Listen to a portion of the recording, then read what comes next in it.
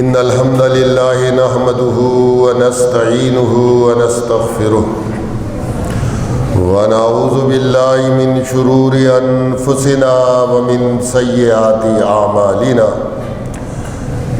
من يهده الله فلا مضل له ومن يضلل فلا هادي له وأشهد أن لا إله إلا الله وحده لا شريك له وأشهد أن محمدًا عبده ورسوله أما بعد فأعوذ بالله السميع العليم من الشيطان الرجيم من همزه ونفخه ونفثه بسم الله الرحمن الرحيم ولا تجادلوا أهل الكتاب إلا بالتي هي أحسن إلا الذين ظلموا منهم وقولوا آمنا بالذي أنزل إلينا وإن أنزل إليكم آمنا بالذي أنزل إلينا وأنزل إليكم وإلهنا وإلهكم واحد ونحن له مسلمون وكذلك أنزلنا إليك الكتاب فالذين آتيناهم الكتاب يؤمنون به ومن هؤلاء من يؤمن به وما يجحد بآياتنا إلا الكافرون۔ محترم سامعین، یہ سورۃ العنکبوت کی 2 آیات ہیں۔ گزشتہ جمعے میں بھی اس سے پہلے کی ایک آیت ہمارے سامنے آئی تھی۔ زیر درس آیت میں اللہ رب العزت نے نبی صلی اللہ علیہ وسلم پر ایمان لانے والے افراد کو قیامت تک کے لیے دین کی اشاعت اور تبلیغ کے طریقے واضح کیے ہیں، اور یہ بتایا ہے کہ تمہارے مخالفین 2 بڑے گروہوں میں تقسیم ہے۔ ایک وہ ہے جن کے پاس ماضی کی کتابوں میں سے، کتب سماویہ میں سے کچھ کتابیں، کچھ نوشتے موجود ہیں، انہیں قرآن نے اہل کتاب قرار دیا ہے۔ اور کچھ ایسے لوگ ہیں جن کے پاس ماضی کے انبیاء کی کوئی کتاب، کوئی ہدایت، کوئی نوشتہ موجود نہیں ہے، انہیں عموماً مشرک یا کفار گردانا ہے۔ تو یہاں دونوں گروہوں کا تذکرہ ہے۔ فرمایا وَلَا تُجَادِلُوا أَهْلَ الْكِتَابِ إِلَّا بِالَّتِي هِيَ أَحْسَنُ، اور اہل کتاب سے گفتگو، بحث و مباحثہ دینی معاملات کے اندر کوئی بات کرنا اگر ہو تو اس طریق سے کرو جو بہترین طریقہ ہے، یعنی دلائل اور براہین ان کے سامنے رکھو اور ان کی کتابوں سے بھی دلیل دینے کی اسلام نے اجازت دی ہے۔ جیسے قرآن نے دوسرے مقام پر فرمایا قُلْ فَاتُوا بِالتَّوْرَاةِ فَاتْلُوهَا، آپ ان سے کہیے لاؤ تورات، پڑھو اس کو۔ قرآن کی نہیں مان رہے، محمد عربی صلی اللہ علیہ وسلم کی زبان مبارک سے نکلی ہوئی ہدایات کو تسلیم نہیں کر رہے، تو ذرا اپنے گھر کی تو خبر لو، تمہاری تورات کیا کہہ رہی ہے، تمہاری انجیل کیا کہہ رہی ہے۔ وہ یہی کچھ تو کہہ رہی ہے جو آج محمد عربی صلی اللہ علیہ وسلم تمہارے سامنے پیش کر رہے ہیں. وہ اناجیل اور تورات وہی کچھ تو کہہ رہی ہیں جو تمہارے سامنے قرآن کی آیات پیش کر رہی ہیں. اس لیے کہا ان سے بحث کرو احسن طریق سے، بہترین طریق سے. اور اس میں اہل کتاب کا وہ گروہ شامل ہے جو دین اسلام کی حقانیت کو تسلیم کر چکا ہے، لیکن دل کے اندر بعض اوقات کچھ مسائل ایسے ہوتے ہیں وہ ذرا سے پریشان ان کو کرتے ہیں.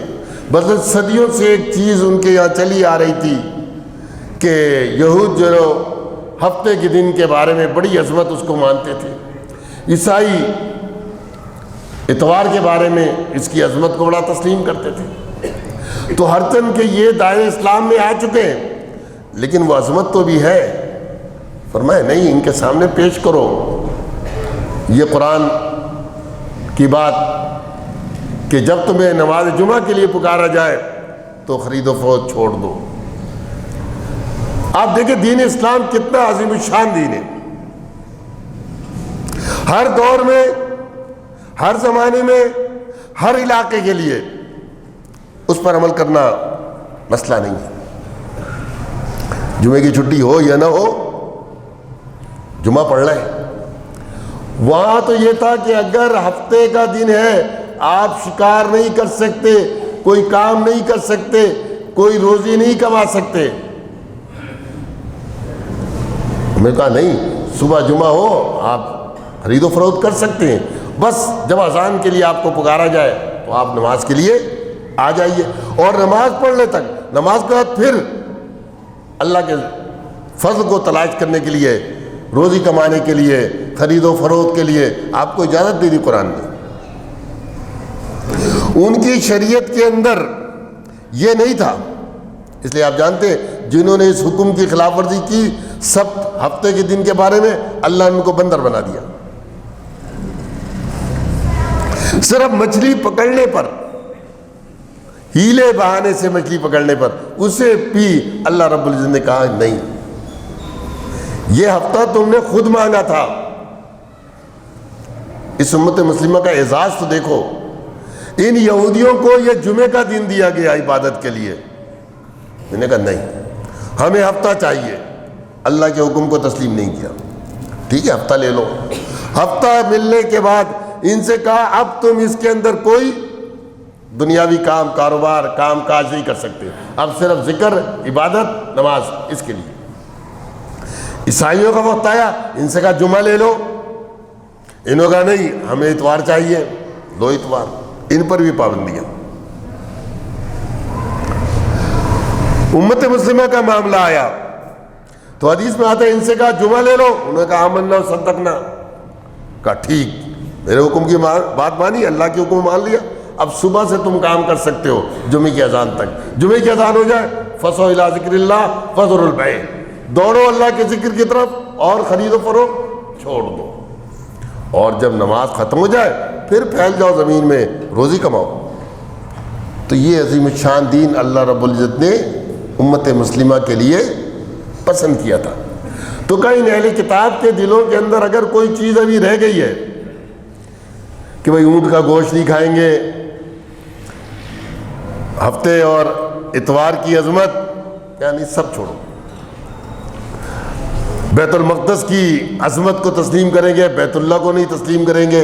کہا تم اپنی کتاب تو اٹھا کے دیکھو. یسع نبی کی جو کتاب ہے عہد نامہ قدیم کے اندر، اس کو اٹھا کے تو دیکھو. پورا ایک پیراگراف، پورا چیپٹر، اس کو آپ پڑھتے چلے جائیں اور جتنی خوبیاں کعبے کی، حرم پاک کی اس کتاب کے اندر بیان ہوئی ہے، آپ کو کہنے کی ضرورت نہیں پڑے گی کہ یہ کس کے متعلق بیان ہو رہا ہے. 100% اس کے اوپر کعبے کی عمارت، مکے کا شہر پورا اترتا ہے. تو کہنے کا معنی یہ ہے کہ اللہ رب العزت یہ حکم دے رہا ہے اہل کتاب سے گفتگو کرنے کا کہ تم ان سے بحث کرو مجادلہ کرو، گفتگو کرو، باللتی ہی احسن، اس طریق سے جس طریق سے بہترین طریقہ ہے۔ اصل میں صدیوں سے انسان ایک دین کے اوپر چلا آئے تو اچانک اس کو تبدیل کرنے کے بعد اس کے رگ و پے کے اندر، جسم کی نس نس کے اندر، ایک ایک روئے کے اندر وہ دین اترا ہوا ہوتا ہے، تو اس کو کھینچ کے نکالنا بہت مشکل ہوتا ہے۔ آپ ایک شخص ہندو سے مسلمان ہو جائے، آپ سوچیں اس کو پوری اپنی لائف تبدیل کرنی پڑ جائے گی۔ کل تک گائے کا گوشت نہیں کھاتا، اب وہ کھانا پڑے گا اس کو، تو ایک جھجک ہوگی نا اس کے اندر۔ تو کہا یہ سب چیزیں چھوڑو، مسلمانوں تم ان سے بحث کرو، گفتگو کرو اچھے طریق سے۔ الا الذین ظلموا منہم، لیکن اہل کتاب میں سے جو ظالم ہیں، جو بات کو ماننے کے لیے تیار نہیں ہیں، تو ان کے ساتھ کیا رویہ اختیار کرنا ہے؟ ان سے کٹ حجتی نہیں کرنا ہے، کج بحثی نہیں کرنا ہے، بحث برائے بحث ان کے ساتھ نہیں کرنا ہے۔ تم ان کے سامنے اس حقیقت کو واضح کر دو، وَقُولُوا آمَنَّا بِالَّذِي أُنزِلَ إِلَيْكَ، ان سے یہ کہو ہم ایمان لائے اس چیز پر، انزل الینا، جو ہماری جانب اتاری گئی ہے۔ کون سی چیز ہے وہ؟ یہ اللہ کی کتاب، اللہ کے رسول صلی اللہ علیہ وسلم کی احادیث، دین اسلام کا ہمارا ایمان تو اس کتاب قرآن حکیم پر ہے۔ وَأُنزِلَ إِلَيْكُمْ، اور اجمالاً ہم اس پر بھی ایمان لاتے ہیں جو تمہاری جانب اتاری گئی تھی۔ تورات پر بھی ہمارا ایمان، زبور پر بھی ہمارا ایمان، انجیل پر بھی ہمارا ایمان، اور دیگر انبیاء علیہ السلام کو جو اللہ نے صحیفے دیے ہیں، کتابیں دی ہیں، تعلیمات دی ہیں، ان سب پر ہمارا ایمان۔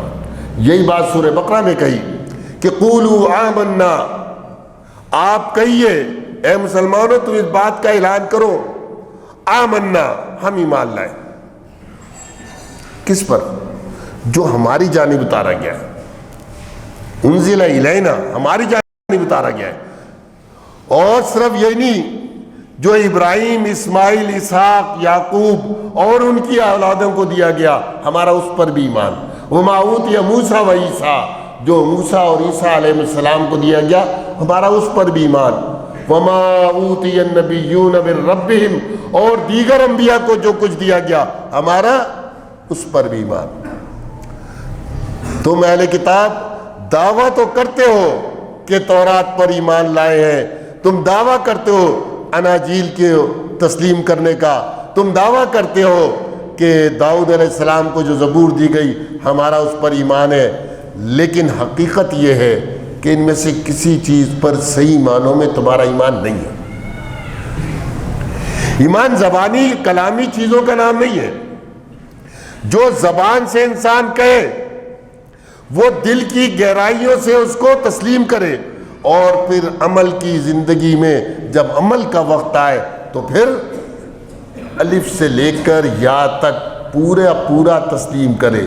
یہ ہے ایمان۔ اہل کتاب دعوے دار تو تھے، لیکن کچھ مانتے تھے اور کچھ نہیں مانتے تھے۔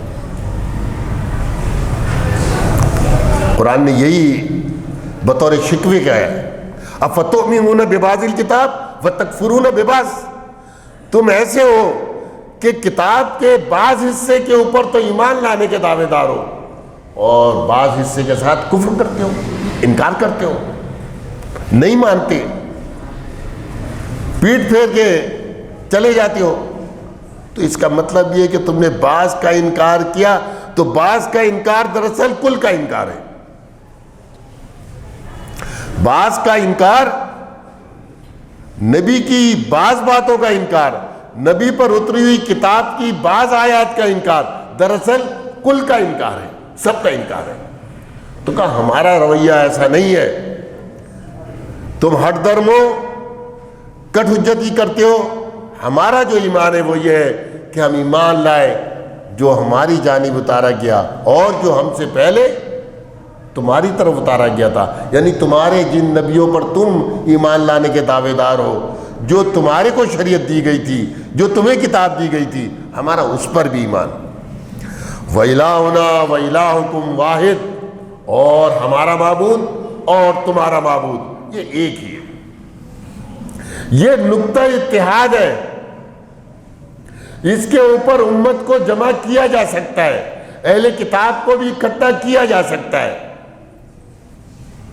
قرآن نے کہا نا تعالوا الی کلمۃ سواء بیننا وبینکم، یا اہل الکتاب، اہل کتاب آ جاؤ، تعالوا آ جاؤ، الی کلمۃ، ایک کلمے کی جانب، ایک بات کی طرف، ایک نقطے کی طرف۔ وہ نقطہ کیا ہے؟ وہ نقطہ توحید ہے۔ سواء بیننا وبینکم، جو ہمارے اور تمہارے درمیان برابر ہے، مشترکہ ہے۔ وہ نقطہ کیا ہے؟ اللہ نعبد الا اللہ، ہم اللہ کے علاوہ کسی کی عبادت نہیں کریں گے۔ یہ نقطہ ہے، اس پر آج اس امت مسلمہ کو بھی اکٹھا کیا جا سکتا ہے۔ کتنے ٹکڑوں، کتنے فرقوں میں جمع ہے، اس کے اوپر آ جاؤ، توحید کے اوپر۔ یہ توحید پر آ جائے تو پھر کیا ہوگا؟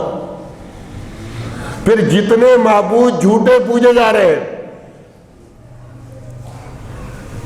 قبروں کو بلند کر کے ان کے سامنے سجدے ہو رہے ہیں، دور و نزدیک سے ان کے لیے نیازیں آ رہی ہیں، ان کے اوپر چادریں چڑھائی جا رہی ہیں،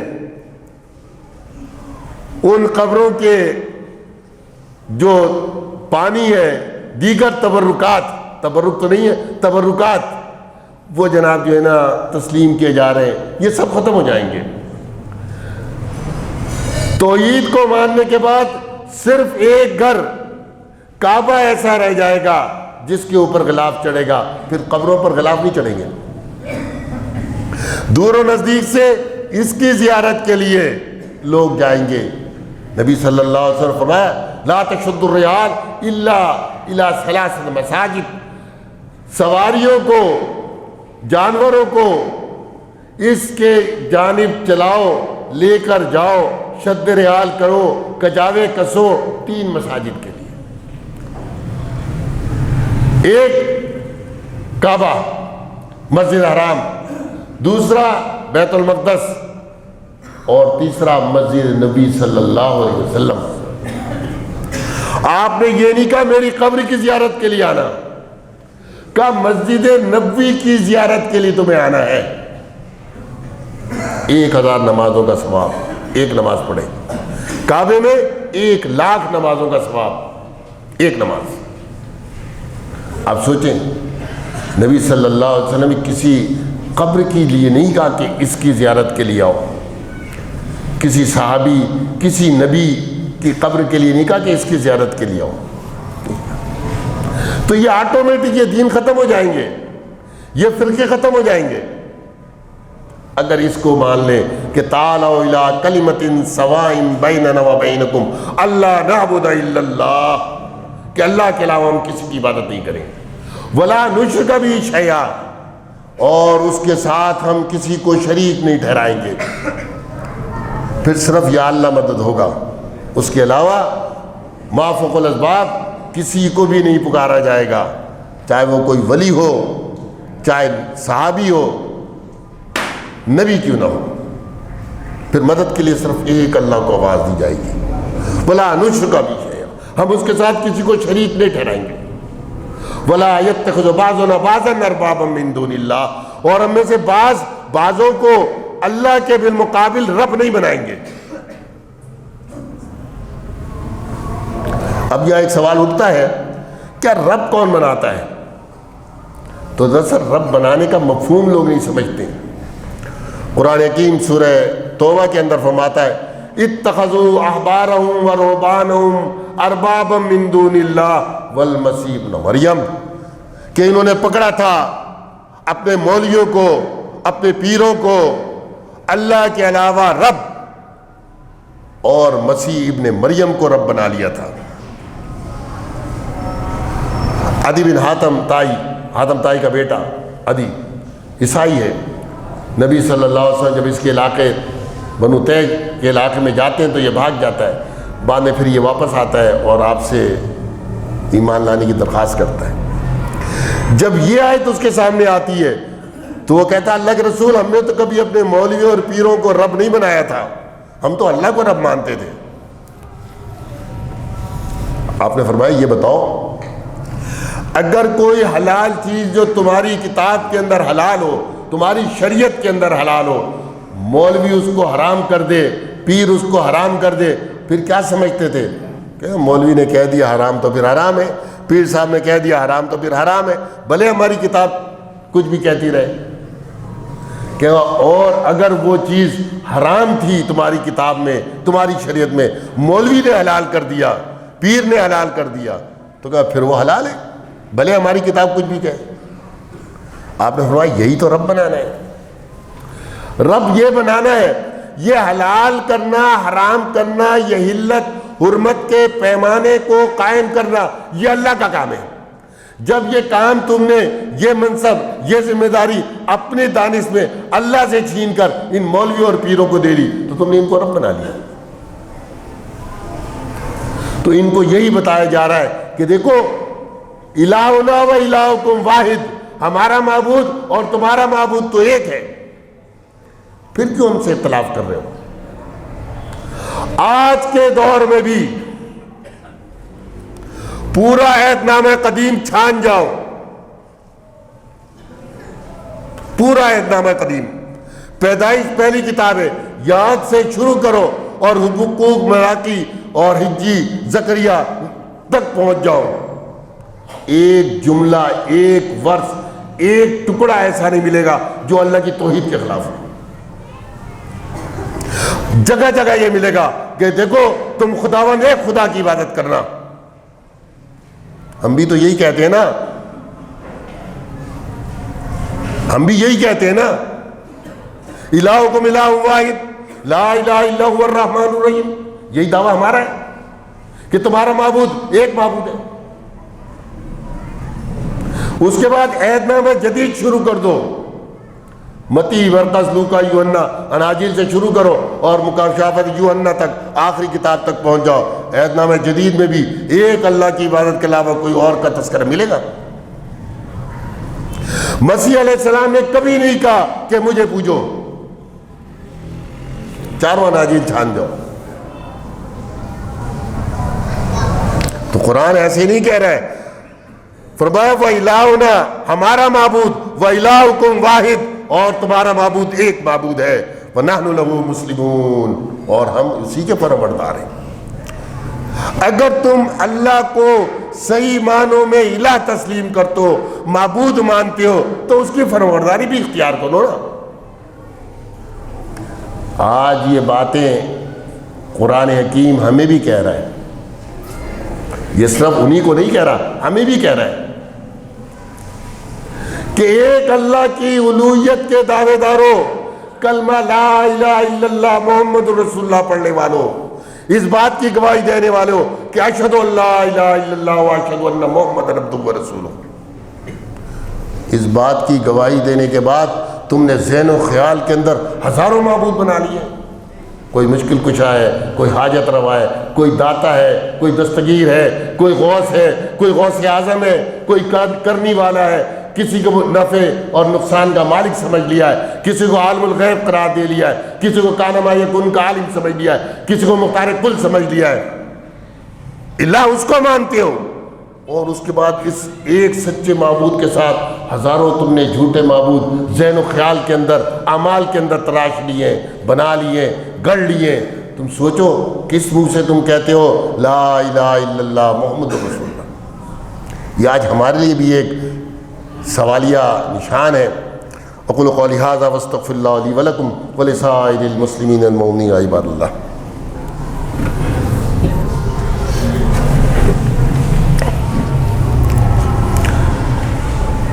ان الحمد للہ نحمده ونستعینه ونستغفره ونعوذ باللہ من شرور انفسنا ومن سیئات اعمالنا من یهده اللہ فلا مضل له ومن یضلل فلا هادی له واشهد ان لا الہ الا اللہ وحدہ لا شریک له واشهد ان محمدا عبدہ ورسولہ، اما بعد، اعوذ باللہ من الشیطان الرجیم، وَنَحْنُ لَهُ مُسْلِمُونَ، اور ہم اللہ ہی کے فرمانبردار ہیں۔ آج ہم سے یہ جو کہا جا رہا ہے کہ تم یہ کہو، اصل میں صحابہ سے کہا گیا تھا، پہلے مصداق صحابہ اکرام اور اس کے بعد پھر آنے والی ساری امت مسلمہ کہ ہم اس کے فرمانبردار ہیں۔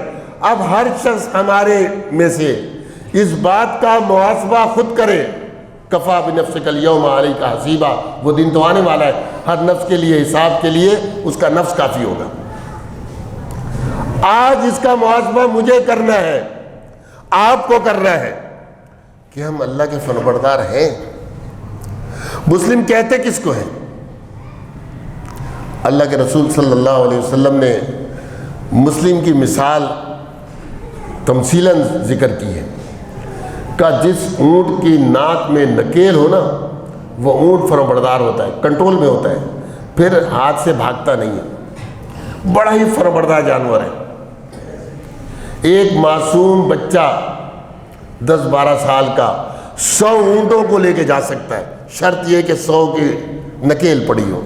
بس ایک اونٹ کو آگے سے پکڑے گا اور دوسرے اونٹ کی نکیل اگلے اونٹ کی دم میں باندھ دے گا، اس طرح 100 اونٹ آپ لائن سے لگا دیں، یہ اگلے کو پکڑے گا اور باقی سارے اس کے پیچھے فرمانبرداری سے چلے جائیں گے۔ اس کو کہتے ہیں فرمانبردار اونٹ، یہ بڑا فرمانبردار۔ اور اگر یہ نکیل نہ ہو تو یہ بڑا ہی سرکش، پھر ہاتھ آنے والا نہیں ہے۔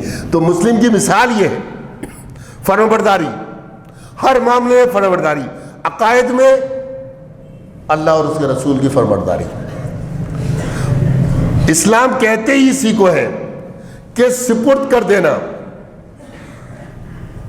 یعنی اپنے اختیارات کو اللہ کے سپرد کر دیا ہم نے۔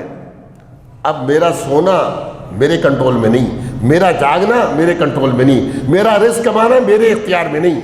اب سوؤں گا تو رب کے آرڈر کے مطابق، اس کے رسول کے طریقے کے مطابق، جاگوں گا تو اس کے۔ اب دیکھیں سردی، کراچی کے اندر والوں کے لیے یہی سردی بہت ہے، اب اس میں صبح فجر کی نماز کے لیے آنا، یہ فرمانبرداری ہے، یہ مسلم ہے۔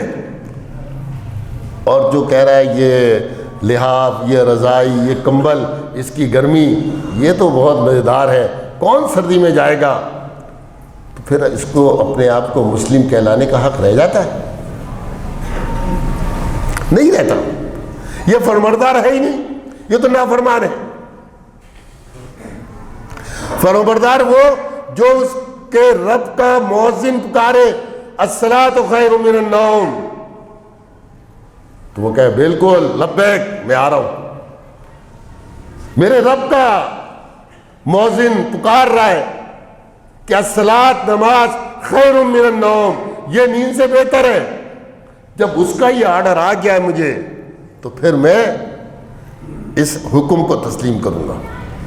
اس طرح آپ ہر حکم کو دیکھتے چلے جائیں، جب رب کا آرڈر آ جائے تو پھر میری پسند، آپ کی پسند، قوم کی پسند، علاقی پسند، حالات، ماحول، یہ سب ایک طرف۔ ایک اہل علم کے لیے آتا ہے کہ ان کو انگریزوں نے اٹھا کے جیلیں بند کر دیا، قید کر دیا۔ جمعے کا وقت آتا تھا، وہ جناب جمعے کے وقت تیاری کرتا، نہاتا دھوتا، صاف ستھرے جو کپڑے ہوتے وہ پہنتا اور جیل کے دروازے تک آتا۔ کہتے کہاں جا رہے ہیں؟ کہتا مؤذن پکار رہے ہیں، نماز کے لیے آ جاؤ۔ میں جا رہا ہوں۔ کہتا تم قید ہو، چلو اندر۔ کہتا رب میں تو جانے کو تیار ہوں، یہ لوگ نہیں جانے دے رہے، میں مجبور ہوں، میں مجبور ہو گیا ہوں۔ یعنی جانتا تھا مجھے جانے نہیں دیں گے، لیکن اس کو فرمانبرداری اتنی تھی، اور صرف نماز میں نہیں، ہر معاملے میں۔